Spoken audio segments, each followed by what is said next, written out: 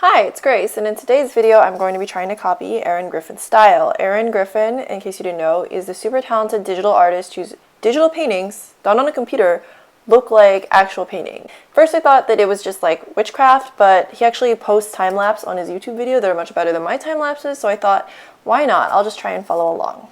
Today I'm actually going to be drawing Awkwafina. She's this really cool Asian American rapper. So I started off by watching Erin Griffith's video, like 5 seconds, and trying to figure out how he does his backgrounds. It honestly looks like he just puts like crazy random brushes to create some texture.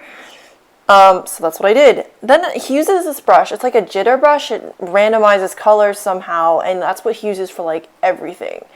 How did I figure out which brush it was? Well, I just paused the video at like the exact right second and snooped his brush thing. So it looks like he creates the rough shape of the figure and then he uses the lasso tool to sort of sketch out the really, really rough shape of like the person, like the skin, and then uses the selected areas, which is like a mask, I guess, in Photoshop terms, and the randomizer brush to fill in the skin color, which that's exactly what I did. Only then I did it on like, and here this is all in separate layers too, so there's that. But it's cool. I mean, obviously I wouldn't want normies to be able to steal my art style too.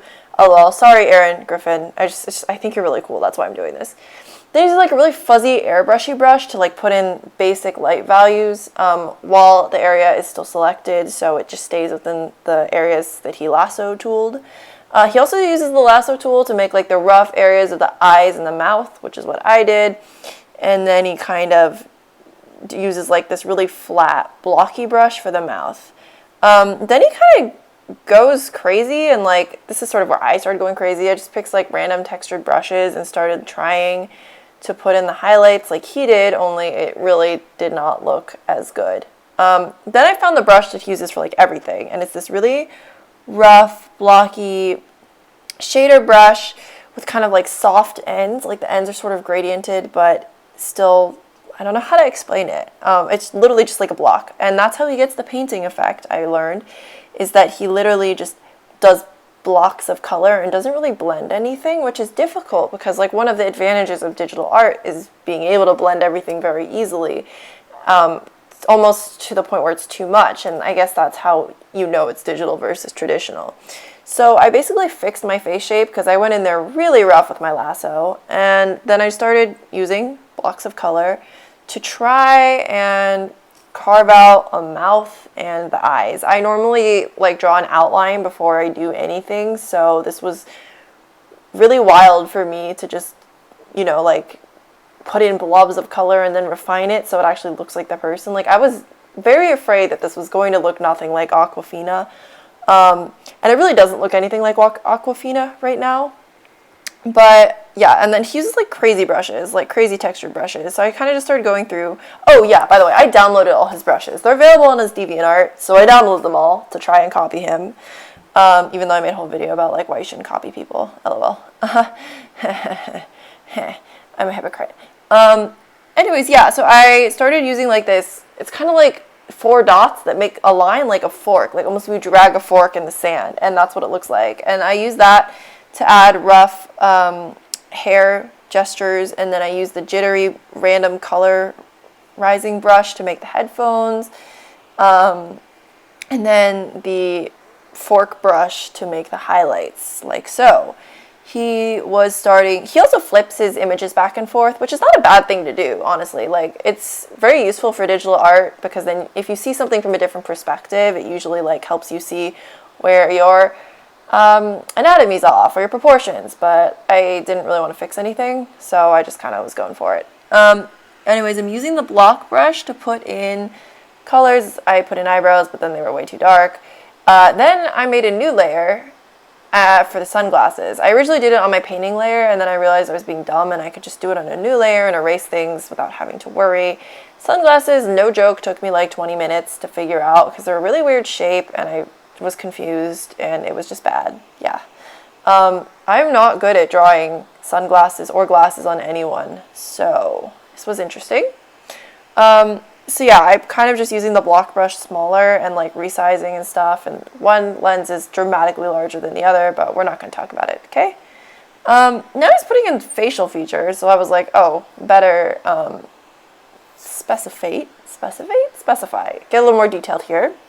So I started putting in more rough color values, fixed the size of the glasses a little bit, and started sort of refining the edges of the hair too, so they looked less wild and crazy.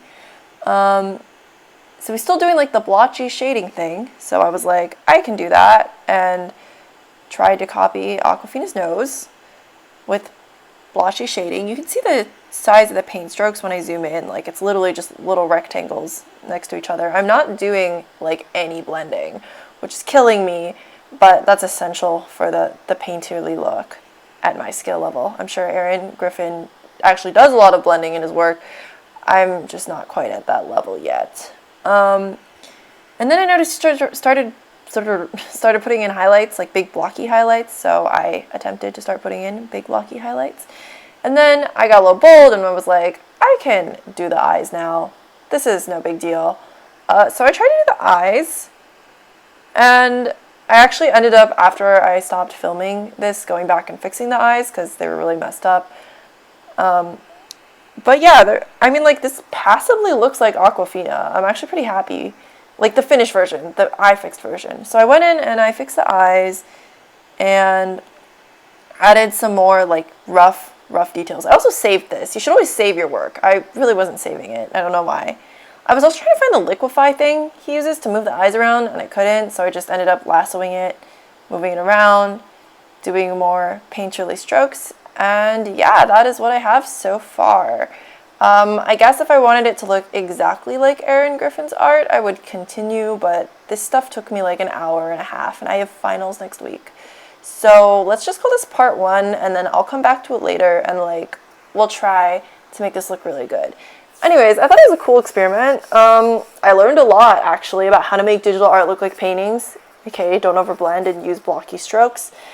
And I now know that Aaron Griffin is, like, not actually a robot. Like, it is possible to make your art look like a painting on a computer. Who knew? Anyways, thanks for watching. Like, comment, subscribe, I guess. I don't know. Have a good day, night, week, year. Yeah, bye!